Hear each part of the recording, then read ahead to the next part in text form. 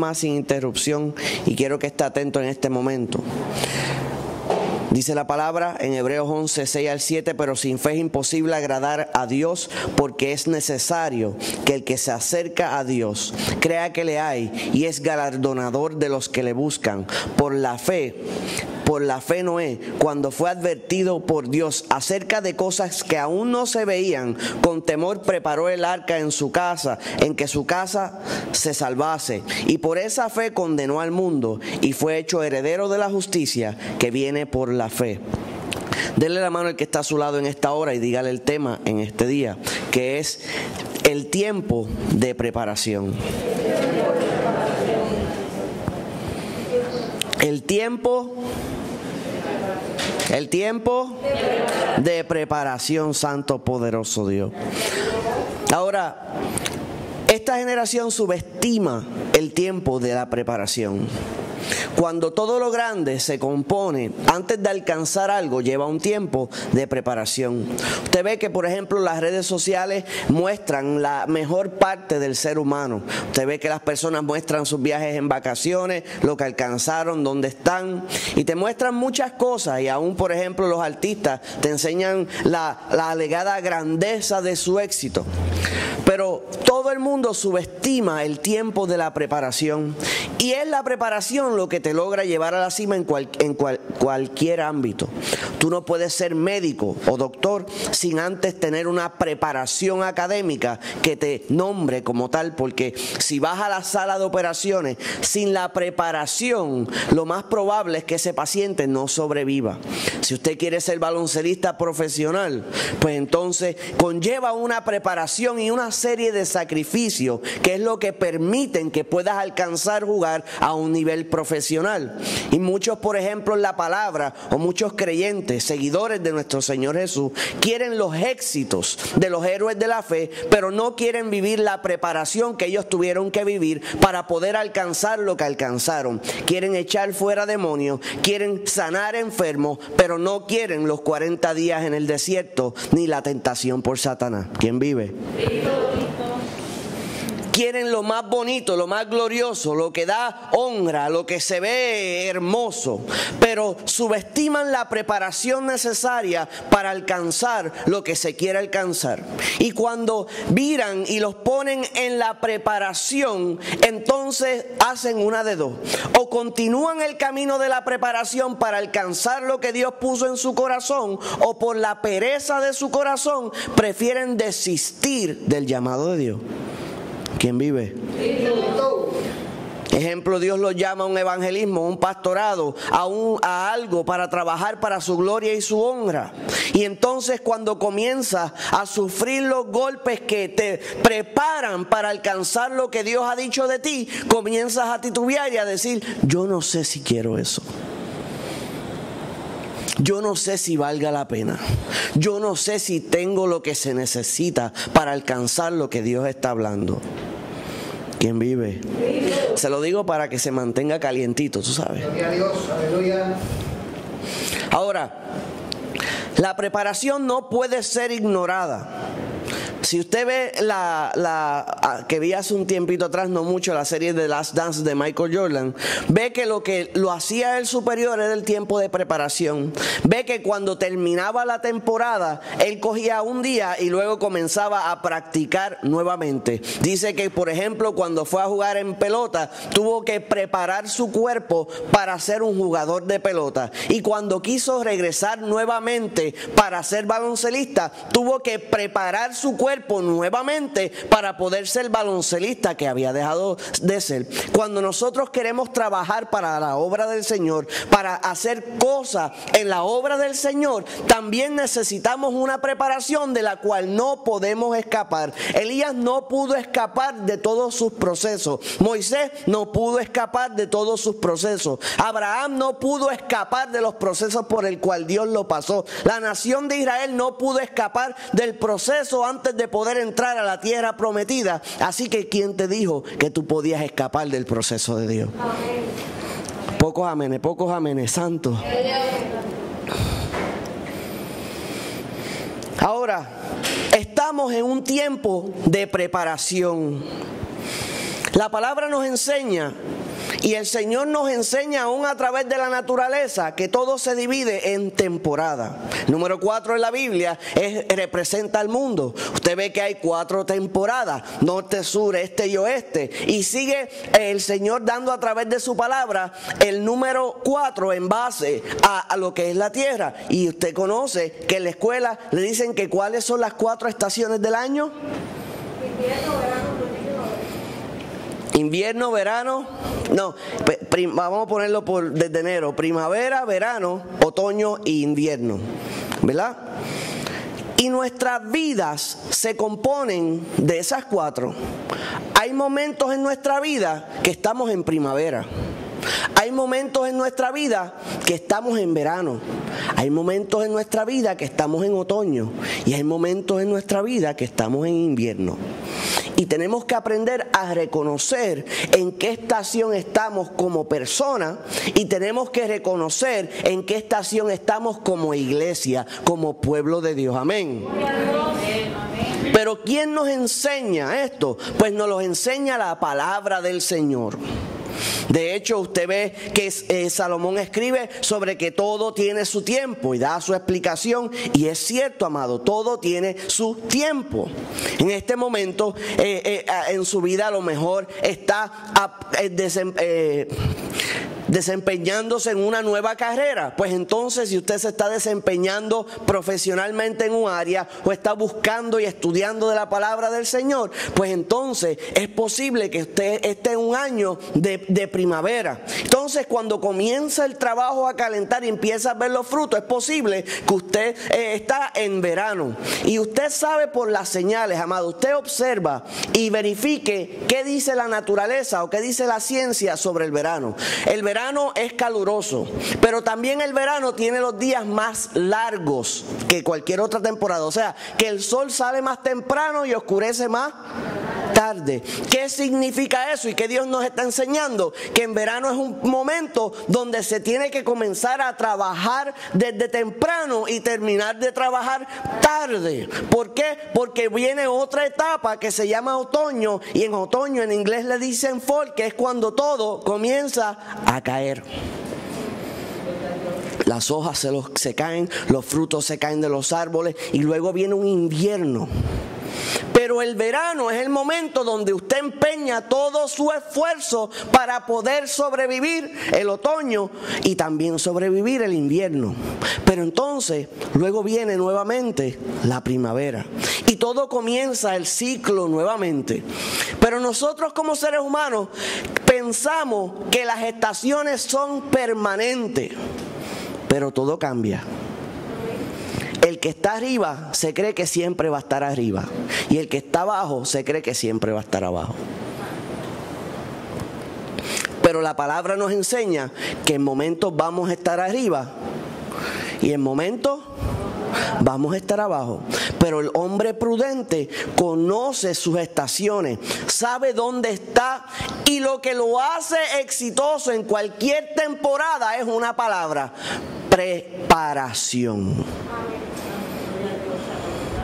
¿Quién vive? Y nuestro Señor Jesucristo nos enseña a través de su palabra que Él viene por su iglesia. Y van a venir momentos buenos, van a venir momentos más incómodos en nuestra vida, pero nada de eso nos puede impedir que nos preparemos para el encuentro con nuestro Señor Jesucristo. Dile al que está a tu lado: tienes que estar preparado. Ahora,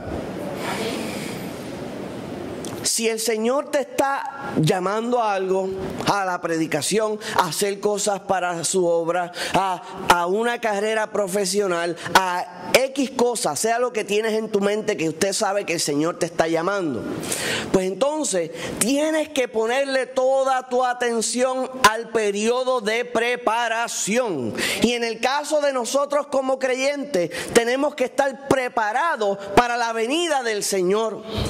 Ahora, hay creyentes que no se preparan. De hecho, hay creyentes que piensan: oye, si siempre han dicho que Cristo viene, siempre lo han dicho. ¿Y qué pasa?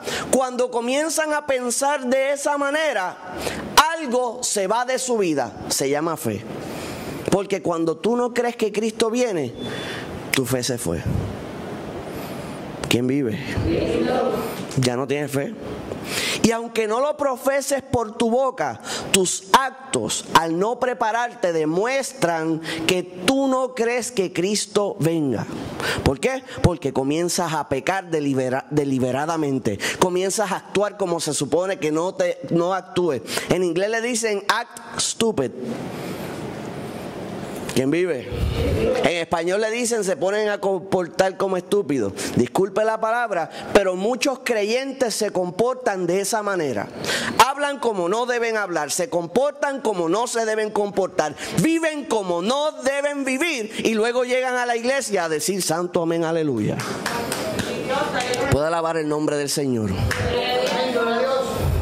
Y usted conoce que si la verdad le ofende, vive en la mentira. O sea que la realidad es que tenemos que ser creyentes de una sola pieza. Lo que somos en el templo, somos en la calle. Lo que demostramos en un lugar, debemos demostrarlo en el otro. Y debemos tener nuestro carácter, nuestro lugar bien puesto. Santo, poderoso Dios.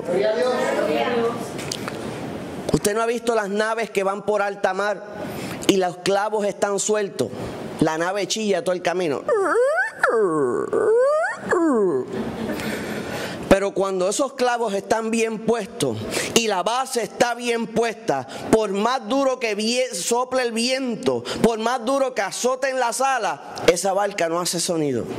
Se mantiene firme y necesitamos ser creyentes firmes. Y lo que estamos leyendo en Hebreos establece, pero sin fe es imposible agradar a Dios. O sea, que si usted no tiene fe, no hay manera que le sea del agrado de Dios. Si yo le digo, el Señor va a abrir puertas y va a proveer el hogar que estás esperando, y usted dice, vamos a ver, pues entonces no hay fe y en ese momento no estás agradando a Dios.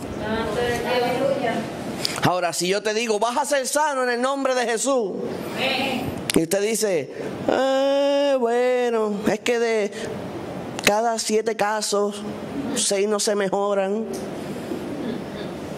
pues entonces no hay fe en la barca y sin fe es imposible agradar a Dios. De hecho, cuando vamos por ejemplo a la palabra, establece la palabra fe en griego es pistis, que significa ser persuadido, certeza, creencia, crédito. De hecho, tener fe significa literalmente aceptar la verdad. O sea que lo que parece imposible y usted lo cree en fe, esa es la verdad. ¿Creíste que el Señor va a sanar? Esa es la verdad. ¿Creíste que el Señor va a restaurar? Esa es la verdad. ¿Creíste que el Señor te va a levantar? Esa es la verdad. ¿Creíste por la salvación de tu familiar? Esa es la verdad. Todo lo demás es mentira del diablo. Que todo se cae, mentira del diablo. Que tu familiar se pierde, mentira del diablo. Que no habrá sanidad, mentira del diablo. Y hay gente creyendo más las mentiras del diablo que la verdad de Dios. Y la fe es la verdad según Dios. Y como nosotros caminamos en Él, pues la verdad de Dios es nuestra verdad. ¿Quién vive? Ahora, la palabra dice, sin fe es imposible agradar a Dios. La palabra agradar es gratificar completamente. Dígame usted si usted no quiere gratificar a Dios por completo. ¿Alguien quiere aquí gratificar a Dios a mitad? Parcialmente, un poquito, más o menos.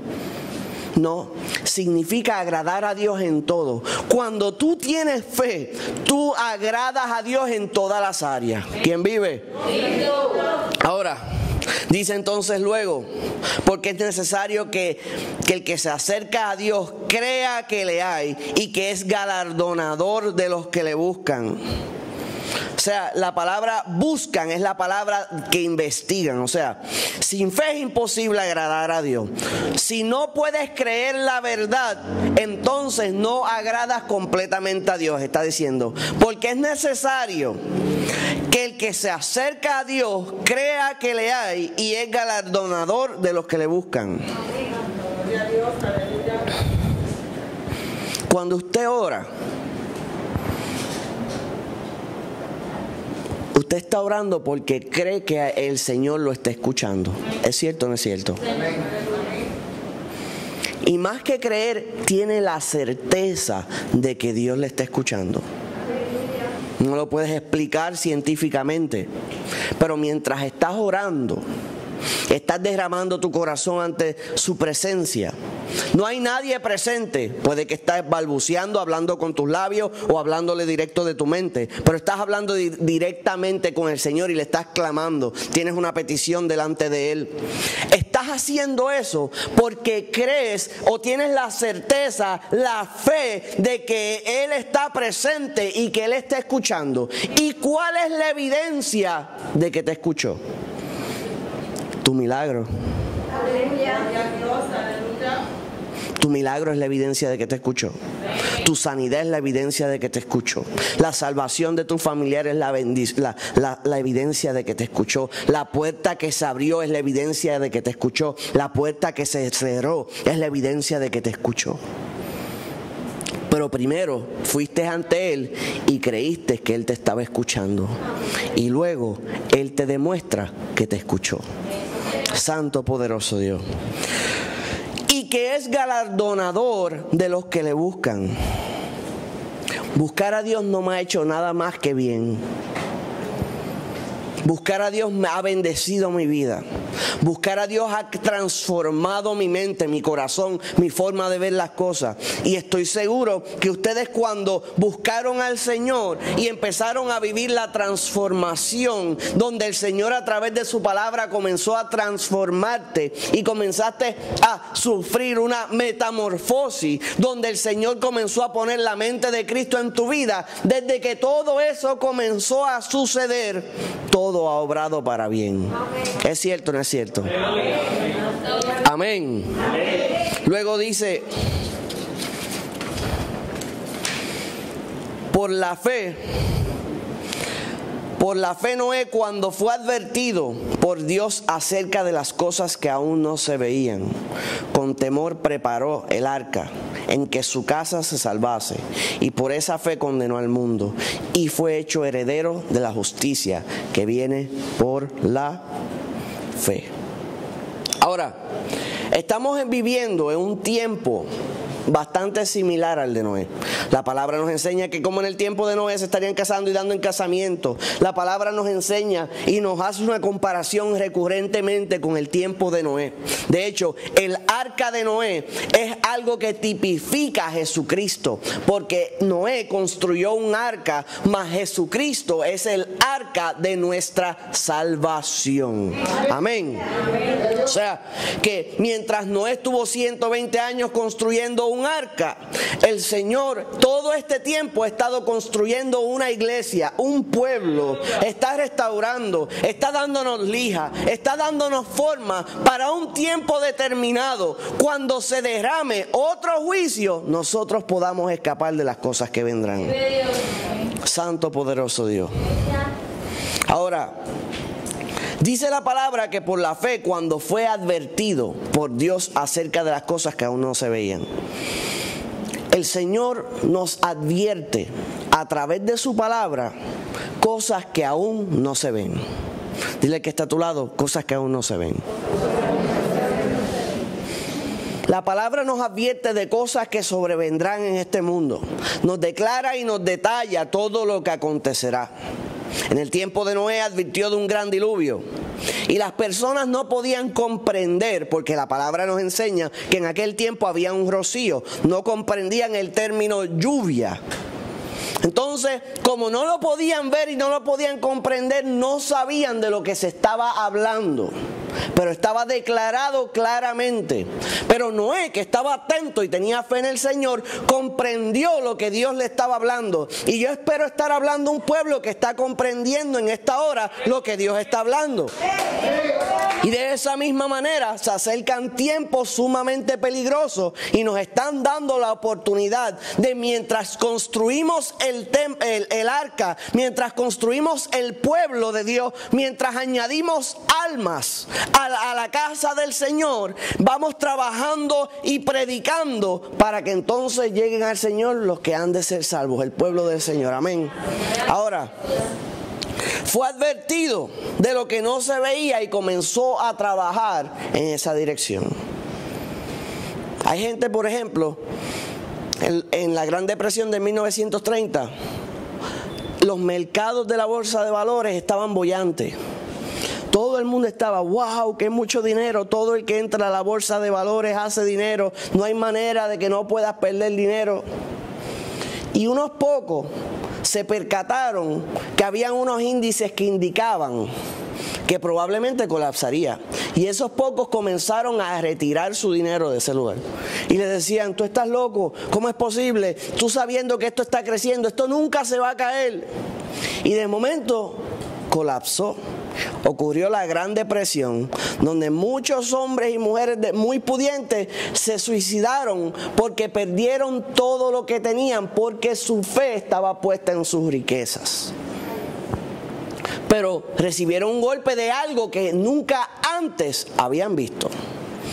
Y nosotros los seres humanos aún olvidamos lo que hemos visto.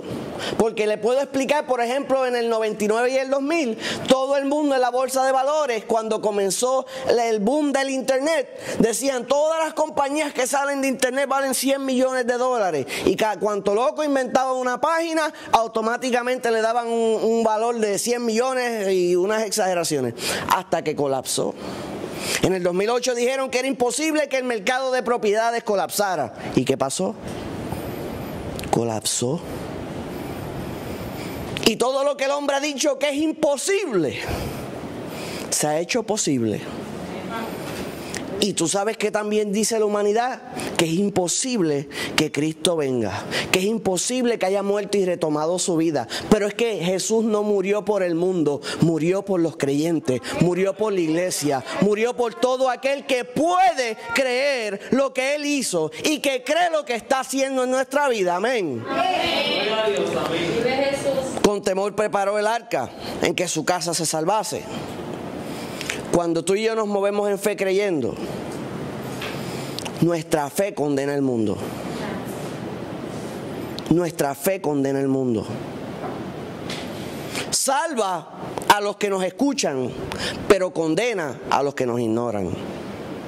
De nuevo, tu fe condena el mundo.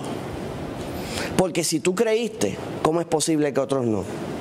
¿Ustedes recuerdan en la escuela que el estudiante que le llamaban el dañacurva? ¿Usted lo recuerda con amor? No creo. No lo recuerda con amor.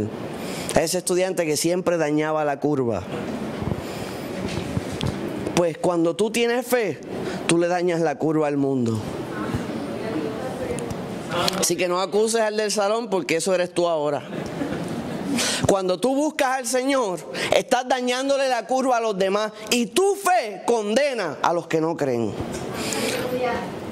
Ahora, cuando estamos observando y hablamos de la preparación, parte de la preparación, amado, parte de la preparación es la limpieza. Aleluya. Y estamos viendo acontecimientos donde el que quiere seguir a Dios lo sigue y el que no, no. Estamos siendo limpiados como personas, pero a nivel mundial las iglesias están siendo limpiadas. Usted está viendo que las personas que iban a la iglesia por un mero ritual o porque están acostumbrados a ir, porque hay gente que hace las cosas por costumbre y no por convicción. Asegúrate que lo que usted haga lo hace por convicción y no por costumbre. Porque ni Elías, ni Eliseo, ni ningún siervo de Dios que Dios usó con poder hacía las cosas por costumbre, las hacía por convicción. Entonces, el primer proceso es el proceso de la limpieza. En la preparación comienza el Señor a despojar cosas de tu vida. Empieza a despojar maneras de pensar, maneras de hablar, maneras de actuar. Es semejante al pueblo de Israel cuando entró al desierto, que empiezan a dar vueltas y toma gran tiempo. Pero no es que Dios se demore en el tiempo de proceso, es que tú estás evitando que Dios quite lo que tiene que quitar para que puedas entrar. Gloria a Jesús. Si no has entrado en tu Jericó todavía, no es culpa de Dios, es culpa tuya, es culpa mía. Algo no está soltando que te está atrasando.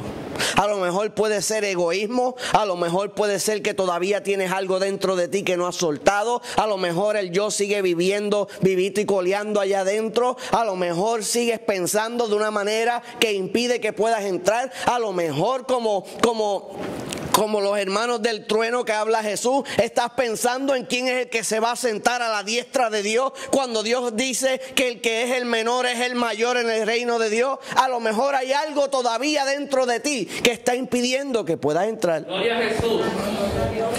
Y el tiempo de preparación es un tiempo de limpieza. Mira el que está a tu lado, límpiate. De hecho, la palabra nos enseña: el que esté limpio, límpiese más. Dios limpia nuestra mente, nuestros corazones y va transformando. Pero tú tienes que permitirle a Dios que Él transforme. Y no puede haber para ti, tú no puedes tenerle un no a Dios. Si Dios te dice, entrégame esta área, tú entrégala.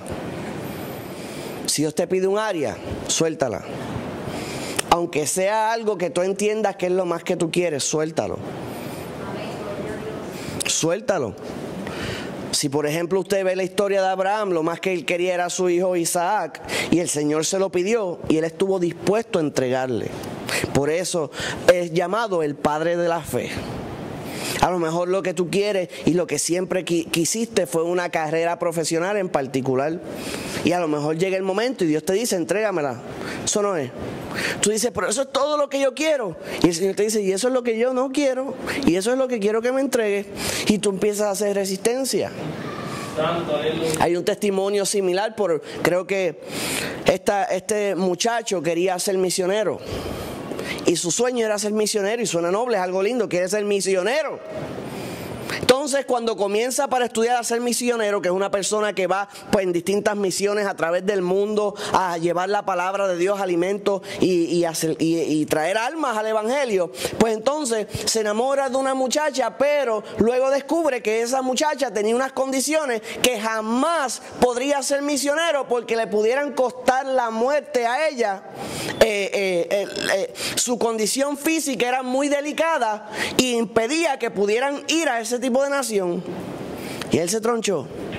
Dijo, ay Dios mío, el Señor me confirma que ella está conmigo, y ahora resulta que ella impide que yo pueda hacer lo que siempre soñé hacer. Su papá, si mi memoria no me falla, era dentista y tenía varias corporaciones, entre ellas un jugo de uva. Entonces él determina, el papá le dice, mira, cógete esta compañía de este jugo de uva, que se dedicaba a hacer jugo de uva para Santa Cena. Y él dice, pues no puedo ser misionero, y comenzó a desarrollar la compañía. Esa compañía se llama Welch. ¿Usted conoce el jugo de Welch? ¿Usted conoce estos cachetitos? Es doblemente gracioso, lo dije por anuncio, pero también estoy cachetón. Ahora, volviendo al tema. Cuando logró hacer eso, las finanzas de esa corporación permitieron que él pudiera enviar más misioneros a hacer más trabajo de lo que él pudo haber hecho solo. O sea que Dios lo frenó a él con toda la energía que él tenía de él poder ir. y le pidió algo que él quería hacer personalmente. Pero Dios se engrandeció en las circunstancias y fueron, yo no sé qué exageración de número de misioneros, los que él pudo mantener a través del mundo llevando la palabra y supliendo las necesidades. Pero él estuvo dispuesto a entregarle lo que Dios le estaba pidiendo. Y el que está a tu lado, ¿estás dispuesto a entregarlo?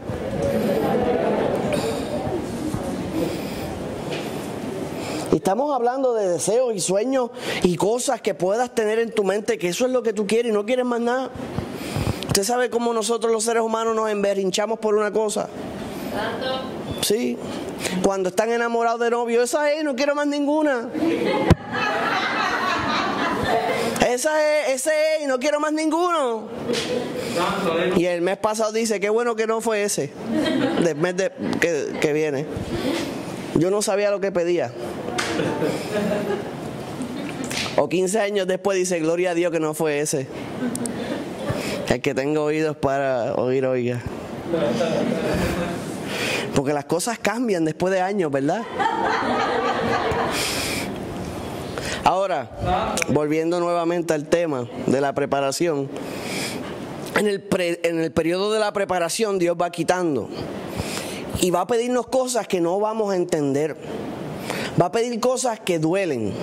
Pero cuando usted suelta y dice yo confío, ve, eso es fe. Cuando tú tienes certeza y confianza de que Dios te ama y de que Él quiere lo mejor para ti, pues tú estás dispuesto a soltar lo que Él pida. Y cuando tú sueltas lo que Él pide de ti, entonces Él comienza a obrar en tu vida. Porque antes de quitar, antes de añadir, Él tiene que ¿qué? Quitar. Ahora, en ese proceso de preparación, Él va quitando, nos va enseñando. Y la palabra nos muestra, es una herramienta clave en este tiempo que vivimos para mostrarnos los tiempos y las sazones en las cuales estamos viviendo. Y al conocer lo próximo a través de la palabra del Señor, esa información valiosa nos ayuda a prepararnos para las cosas que vendrán. Si usted ve en la palabra del Señor, la parábola de las 10 vírgenes, 5 se habían preparado con aceite. Y 5 que son consideradas las prudentes, pero las otras 5 no tenían aceite en sus lámparas. Las vírgenes prudentes, que es el pueblo del Señor que está velando ahí pendiente, entiende el tiempo donde está viviendo y se preocupa por mantener aceite en sus lámparas. La palabra nos enseña en 1 Corintios 9:25, todo aquel que lucha, de todo se abstiene. Ellos a la verdad para recibir una corona corruptible, pero nosotros una corona incorruptible.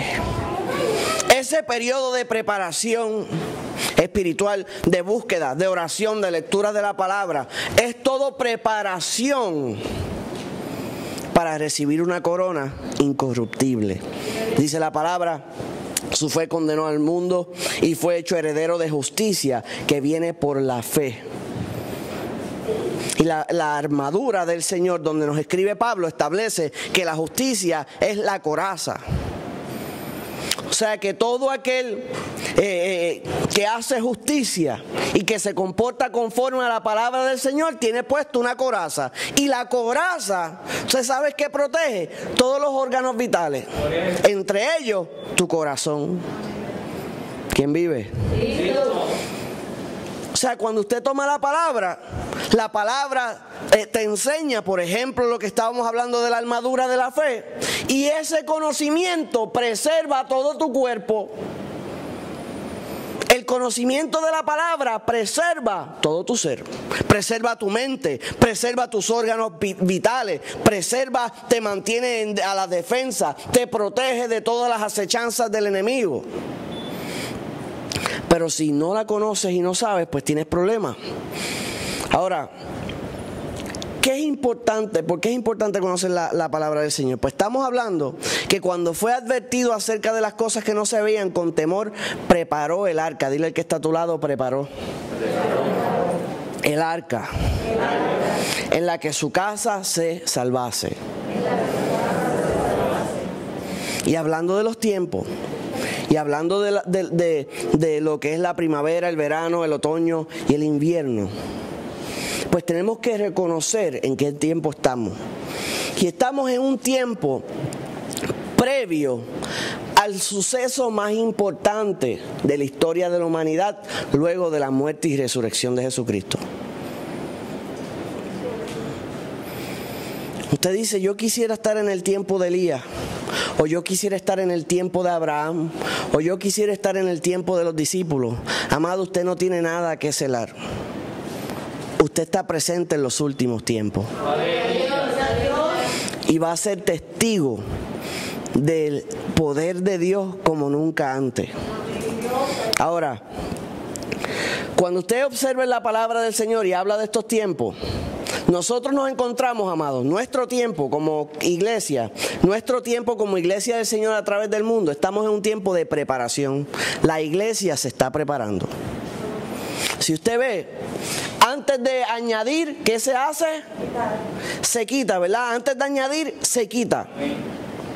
Ahora, cuando nosotros analizamos cómo comenzó la iglesia, haciendo el análisis de los tiempos, la palabra nos enseña que nuestro Señor, después que murió y resucitó y ascendió a los cielos, dice la palabra que Él había dicho previo a eso que enviaría un consolador. Entonces la palabra nos enseña en el libro de los Hechos que ellos fueron a un aposento alto y dice que habían allí presentes y se estaba tardando. Dile que está a tu lado, no te canses de esperar. Y dice la palabra del Señor que en un aposento alto habían 120. Usted imagínese como en el tiempo de Gedeón. Dicen que va a descender el Espíritu. Pasa un día, pasan 2, pasan 3, pasan 4.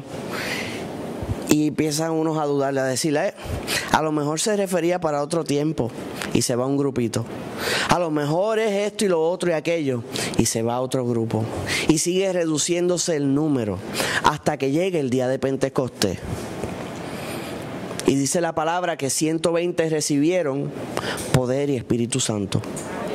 Y cuando usted lee los acontecimientos bíblicos, usted va a poder observar la obra, milagro y maravilla que Dios hizo. Comienza entonces por un cojo que estaba en la entrada del templo. Cuando el apóstol Pedro y Juan iban entrando, oraron por él y se enderezaron sus pies y entró corriendo y alabando el nombre del Señor. Usted ve que la palabra enseña que con la sombra de Pedro se sanaban los enfermos, como establece el corito. Usted ve el muchacho que se cayó de un tercer piso en medio de una predicación y cayó muerto, y Pablo le dijo, déjenlo ahí que duerme, y siguió predicando, y cuando terminó el mensaje oró por él y el muchacho resucitó y volvió a la vida. Usted ve un sinnúmero de milagros, obras y maravillas, uno detrás de la otra, y de momento, poco a poco, eso fue desvaneciéndose,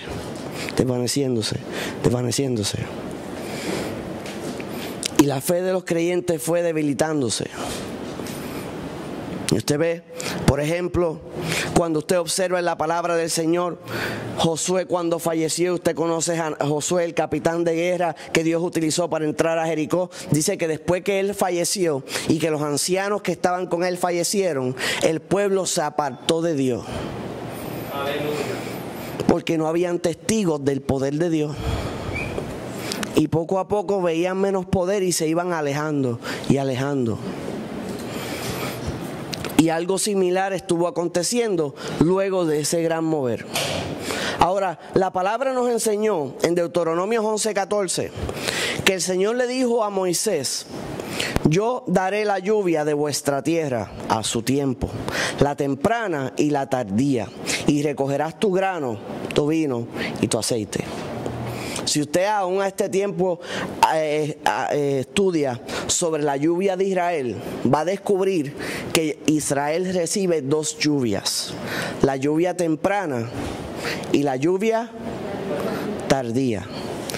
Ahora, nosotros no estuvimos presentes en la lluvia temprana. La palabra nos enseña que cuando cayó el poder de Dios a esos 120, dice que se levantó Pedro y recitó un versículo que se encuentra en Joel 2:28 y comenzó a predicar del poder de Dios.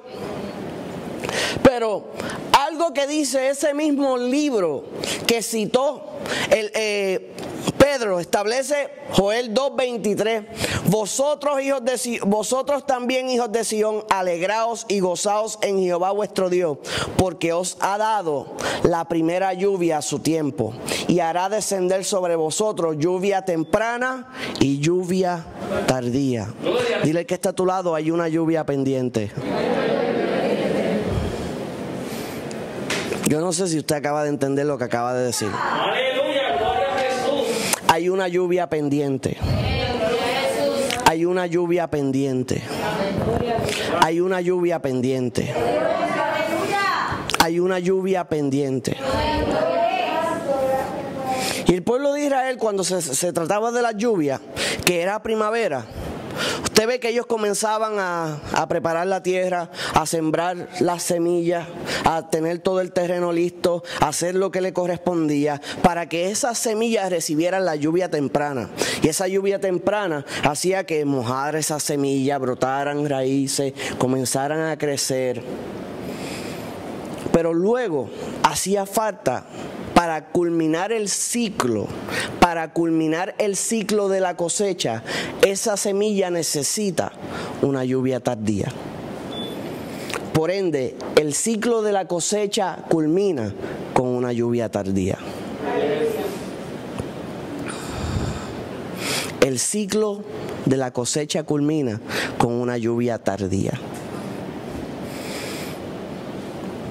Y cuando usted analiza eso y observa, ve que la lluvia temprana la acerca muchos rabinos o rabbi o como se le llame, maestro, se acerca a lo que es la fiesta de las Pascuas.